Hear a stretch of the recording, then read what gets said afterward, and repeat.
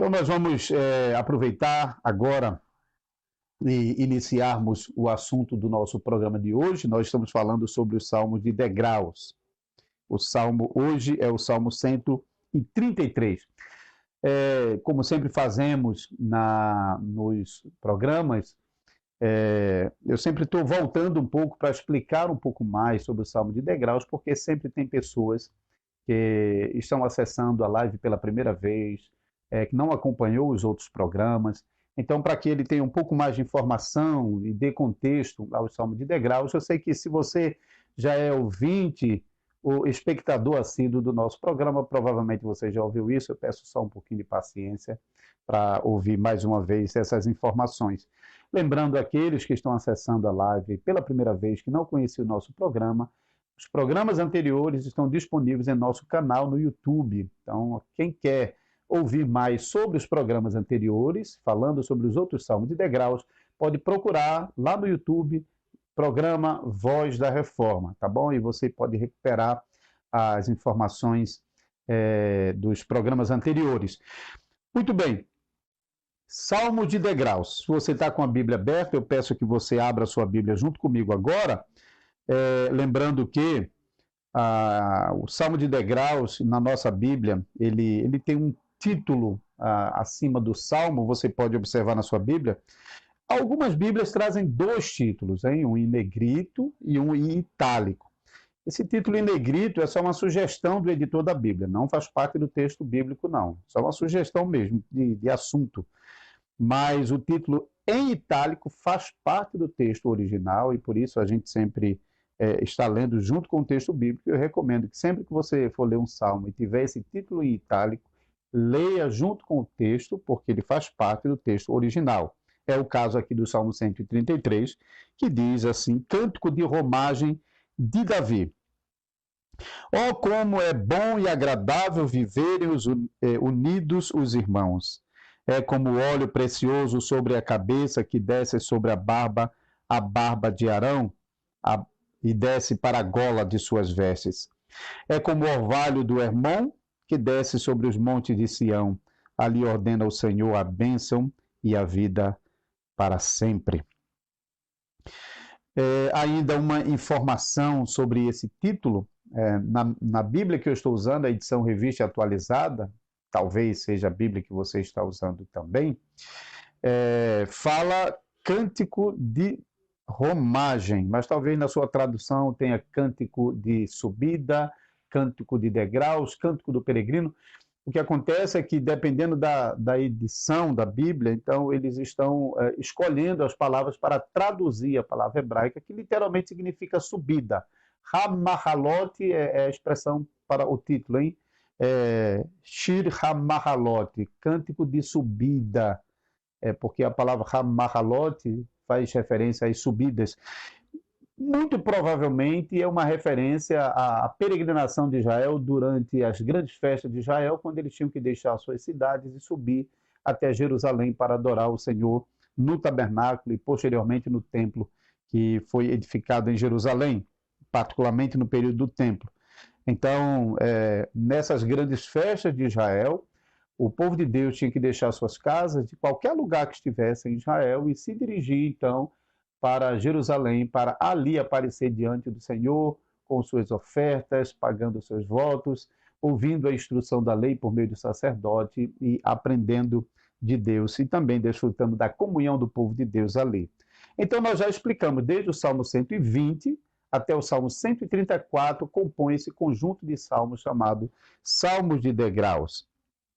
E já falamos sobre a maioria deles. Estamos agora no penúltimo dos salmos, o Salmo 133, que é identificado como o Salmo de Davi. Esse é um dos salmos de Davi. Você pode observar que há outros salmos que são identificados como o Salmo de Davi. Salmo 131, por exemplo. No Salmo 132 faz referência a Davi, mas é o salmo provavelmente de Salomão.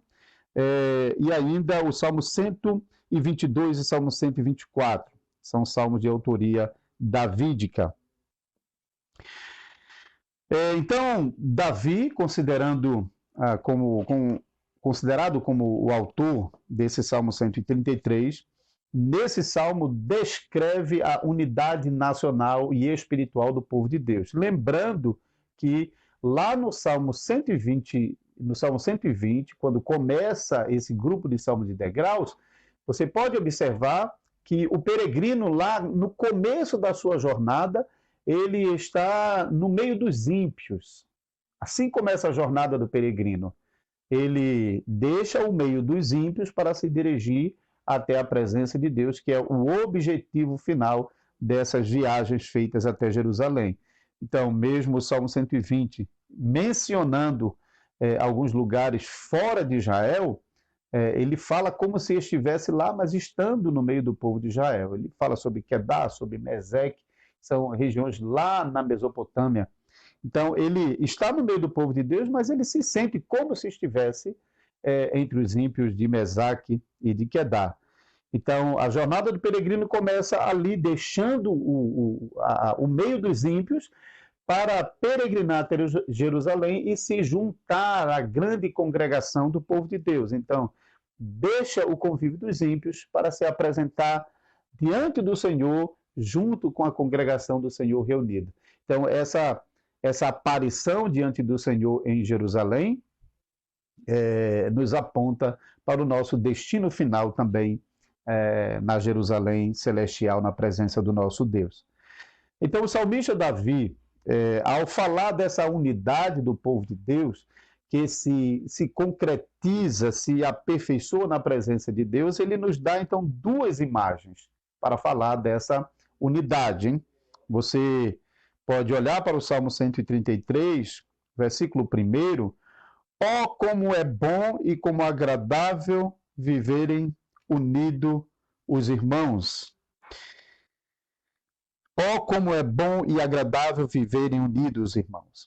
Então, esse primeiro versículo apresenta o tema específico desse salmo, que é a unidade dos irmãos. Os irmãos aqui são aqueles que fazem parte do povo do Senhor, são aqueles que foram chamados por Deus para fazer parte da aliança de Deus no meio do povo pactual, que é Israel, habitando na Palestina, uma terra que também foi dada especialmente, particularmente a esse povo pactual, de tal maneira que o reino de Deus nesse mundo se manifestava de maneira especial em Israel, no meio do povo de Israel e no território de Israel, que é a Palestina, aquela região entre os rios, entre o Rio Jordão, hein? A faixa ocidental e a faixa oriental do Rio Jordão. Então, o reino de Deus se manifesta num povo específico e numa terra específica. E Davi, como o grande rei messiânico da nação pactual de Israel, aquele rei que inspirou os profetas a falar sobre o futuro reino do Messias, por meio de relembrar ao povo a grandeza do reinado de Davi, e por meio de prometer ao povo um rei sucessor de Davi, esse Davi agora está falando sobre essa unidade do povo de Deus. E no versículo 3, então, e o versículo 2 e 3, o que Davi faz é nos apresentar duas imagens por meio das quais ele fala da grandeza dessa unidade do povo de Deus. O povo de Deus é um, desde o princípio do mundo até o final, desde os nossos primeiros pais, Adão e Eva, até o último crente a ser convertido no momento da vinda de Cristo. Então, a igreja de Deus está aqui, nesse período, espalhado por todos os lugares. Então, no Antigo Testamento, essa igreja estava basicamente, particularmente em Israel, e somente poucos estrangeiros faziam parte da igreja, e mesmo assim, eles tinham que deixar os seus lugares e vir para Jerusalém. Então, você pode ver a rainha de Sabá, você pode ver Raabe, você pode ver Ruth e a Moabita, eles estão deixando as suas terras e estão vindo para Jerusalém, atraído pela mensagem da salvação e para conhecer o Deus de Israel. Então, naquele momento, a nação de Israel não estava espalhando o evangelho pelo mundo, mas aqueles que ouviam falar sobre a nação pactual, eles vinham para Israel. Então, a nação pactual estava representada em Israel. E essa unidade, então, na primeira imagem que Davi nos dá, é como óleo precioso sobre a cabeça, a qual desce para a barba de Arão, e desce para a gola das suas vestes. Então, a primeira imagem que Davi nos fornece para falar dessa unidade do povo de Deus, da unidade nacional, com base na unidade espiritual que o povo gozava por meio do sacerdote. O sumo sacerdote era, por assim dizer, o cabeça espiritual da nação, que apontava para Cristo Jesus e que representava Cristo no meio do povo, era o responsável por levar o povo até a presença de Deus. E nós conhecemos por textos do Antigo Testamento, e somente para nós ganharmos tempo, eu vou somente citando aqui, né, especialmente a partir do capítulo 25 de Êxodo, quando Deus revela a Moisés no monte sobre todos os utensílios e como deveria ser construído o tabernáculo. Depois ele fala também sobre as vestes sacerdotais e sobre a unção do sacerdote, que vai recair sobre Arão e sobre os seus 4 filhos. Infelizmente, logo no comecinho, 2 dos seus filhos, os filhos de Arão, são mortos no tabernáculo por servir a Deus de maneira errada, oferecendo um fogo que não fazia parte das prescrições sagradas. E ele foi punido com morte por causa disso. Então, a imagem que Davi toma aqui é precisamente a imagem do sacerdote. Então, o sacerdote representava a cabeça da nação. O sacerdote era o representante da nação. Então, Davi aqui coloca, como óleo precioso sobre a cabeça, o qual desce para a barba de Arão, e desce para a gola de suas vestes.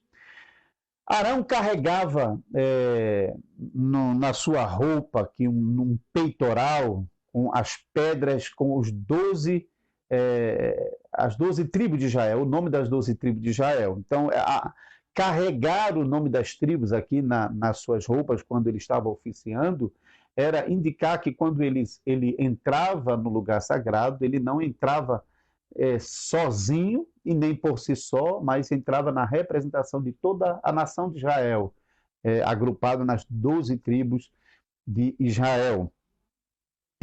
Então, essas pedras contendo os nomes, quando o óleo era derramado sobre a cabeça de Arão, ungindo como sacerdote, esse óleo não ficou apenas na cabeça de Arão, mas esse óleo começou a escorrer. E o texto até faz a referência que o óleo desceu até as extremidades das suas vestes, e molhando então toda a roupa de Arão, mostrando que em Arão, não apenas ele, mas toda a nação estava nacionalmente unida no Espírito Santo, por meio desse símbolo que é o óleo, o azeite. Então, a nação de Israel estava pactualmente compactada e representada no sumo sacerdote Arão, que era o cabeça espiritual da nação. E assim, toda a nação de Israel, nessa imagem apresentada por Davi, é governada por um único espírito, assim como a nossa alma, o nosso corpo é governado por uma única alma, um único espírito. Também a nação de Israel, por meio dessa unidade identificada no óleo derramado sobre a cabeça de Arão, mostra que é um corpo bem organizado e governado por um único espírito. A segunda imagem que Davi nos mostra aqui no Salmo 133, eu já mencionei, para quem está chegando agora, esse Salmo de Davi, Salmo 133, Salmo de degraus, Davi apresenta 2 imagens para falar da unidade nacional, da unidade pactual, da nação santa, da nação do pacto que é Israel. Então ele transmite a mensagem dessa unidade pactual da nação de Israel, da nação do pacto, por meio dessas duas imagens. A primeira imagem é a imagem do sacerdote, do óleo derramando sobre a cabeça do sacerdote, que envolve e preenche todo o corpo. A segunda imagem é a imagem do orvalho do Hermon, versículo 3, acompanha a leitura. O versículo 3 diz: é como o orvalho do Hermon que desce sobre os montes de Sião, ali ao norte de Israel, até situada a cidade de Jerusalém. Porém, existem duas maneiras, geograficamente falando, naturalmente, que o norte e o sul de Israel estavam ligados. Aqui é mencionado particularmente o Monte Hermon e o orvalho do Hermon. O Hermon é uma montanha bem alta, lá no norte mesmo de Israel, e quando boa parte do ano essa montanha ela fica coberta de neve. E então a frieza do Hermon, o orvalho que desce do Hermon, se espalhando por todos os lugares e chega até a região sul. Então essa imagem combina com a primeira imagem do óleo derramado sobre a cabeça de Arão, porque a ideia é mostrar como realmente a nação inteira está unida, hein? No governo do Espírito Santo, indicado pelo cabeça espiritual Arão, e agora identificado na unidade territorial, o Monte Hermon, exalando o seu orvalho, e esse orvalho chegando até Jerusalém, até o sul de Israel, de tal maneira que norte e sul compõem uma unidade. A outra maneira de identificar geograficamente essa unidade territorial do povo de Deus lembrando que o Monte Hermon ele é a principal fonte do Rio Jordão.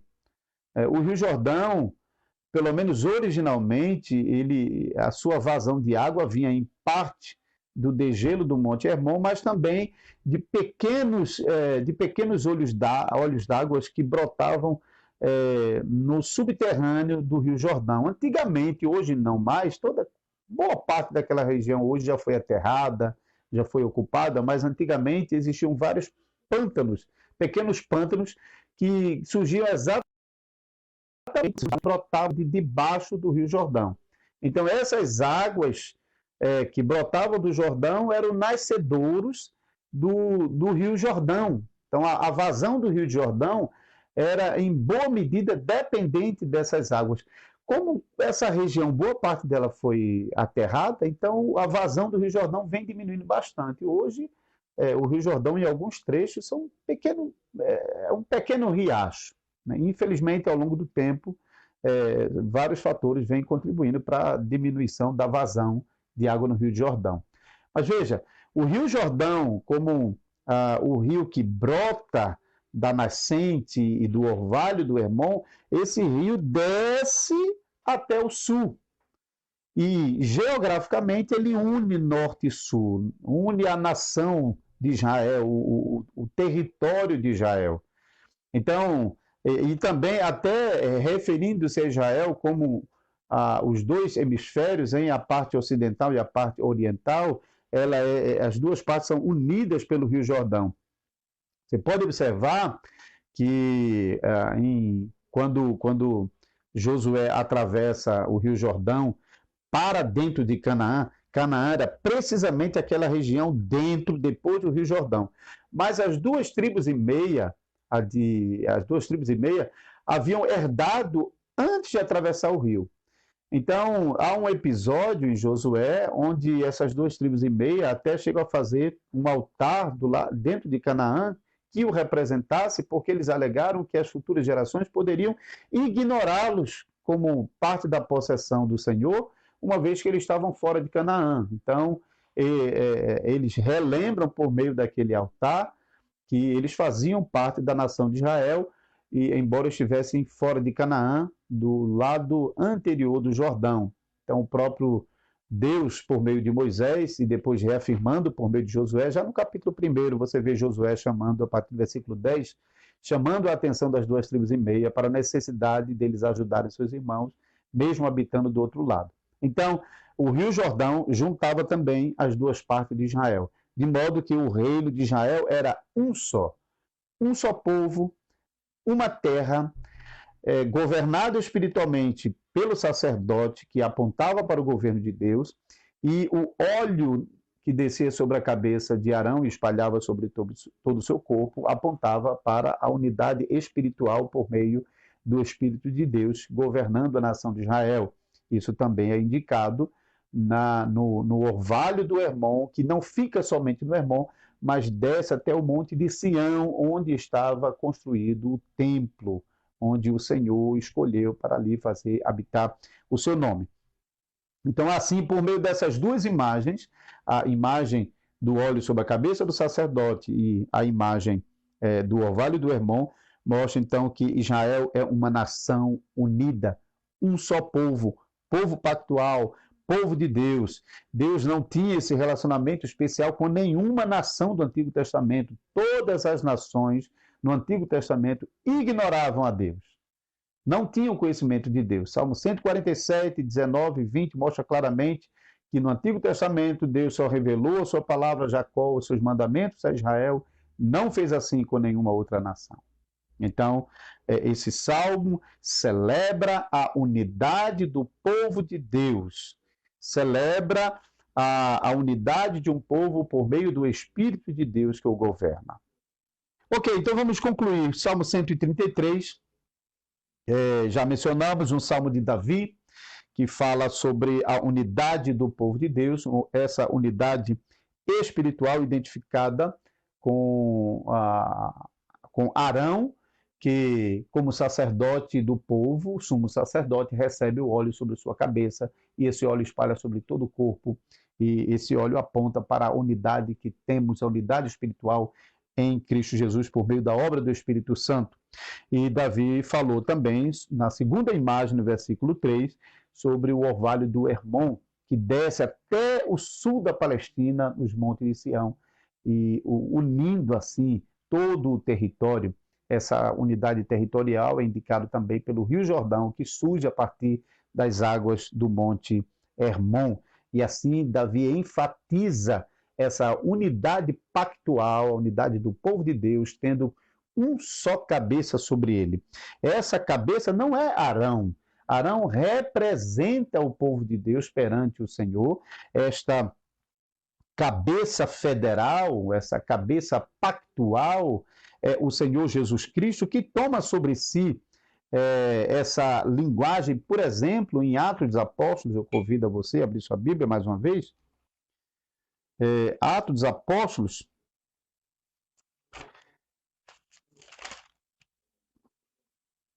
capítulo 10, versículo 38, diz assim: como Deus ungiu a Jesus de Nazaré, com o Espírito Santo e com poder, o qual andou por toda parte, fazendo bem e curando todos os oprimidos do diabo, porque Deus era com ele. Então, Jesus é aquele que recebeu a própria e verdadeira unção do Espírito Santo, lembrando que Jesus não era da tribo de Levi, para que herdasse o sacerdócio de Levi, mas ele herda um sacerdócio superior, segundo a ordem de Melquisedeque, da qual ordem ele, Jesus, era o sumo sacerdote. Esse sumo sacerdote foi ungido com o Espírito Santo e andou operando as maravilhas em nome do Senhor. Este Jesus é o cabeça pactual da nação de Israel, o descendente de Davi, o rei messiânico. Então, esse Jesus que está agora assentado nas regiões mais altas, Davi está celebrando a reunião do povo de Deus na presença do Senhor em Sião. Mas Sião era um monte no Antigo Testamento que fora escolhido por Deus para ali fazer a sua habitação, mas a razão de Sião ser lugar santo era porque Deus estava ali, Deus havia escolhido Sião para ali fazer a sua habitação. Agora, na nova aliança, Deus não habita mais no templo, mas ele habita em um novo templo, não aquele templo de pedras, mas agora um novo templo que ele mesmo criou, nascido da Virgem Maria, o corpo do nosso Salvador Jesus Cristo, a quem o eterno Filho de Deus habitou e continua a habitar, e assim será para toda a eternidade. Esse Cristo exaltado à direita de Deus, Atos capítulo 2, versículo 33, ele agora está lá com todo o poder e glória governando sobre todas as coisas. Então, esse Rei sublime de majestade e glória que está assentado nas regiões celestiais é o cabeça federal da igreja, como Paulo diz na carta aos Efésios, da qual o Salmo 133 estava apontando para essa cabeça por meio da unção do sumo sacerdote Arão, apontando para essa cabeça por meio do Monte Sião, apontando para essa cabeça por meio do Monte Hermon. Então, o Salmo 133 já mostra que é do alto que vem essa bênção para o povo de Deus. Era do alto que vinha o óleo que descia para todo o povo, é do alto que descia o orvalho sobre todo o povo. E essa linguagem é para apontar para a bênção que vem do alto em Cristo Jesus. Em Atos 2, nós bem conhecemos Pentecostes, e no versículo 33 é ele que, tendo recebido a promessa do Pai, a promessa do Espírito Santo, derrama o Espírito Santo sobre a igreja em Atos 2, e esse Espírito Santo permanece conosco. Então, queridos irmãos e irmãs, esse Salmo 133 aponta para a comunhão que nós, a Igreja de Jesus Cristo, temos em nosso Salvador. Não mais uma igreja em um local específico, como era Israel no Antigo Testamento, mas agora a igreja espalhada por todos os lugares. A igreja que está na África, que está na Oceania, que está na Europa, que está na Ásia, que está nas Américas. O Espírito Santo, e é unido a Cristo como um só corpo, tendo ele como nosso cabeça, unido pelo Espírito Santo, assim como a nossa cabeça. Por meio do Espírito Santo, ele nos governa. Por meio da sua palavra, ele nos dirige. E assim será para todos sempre.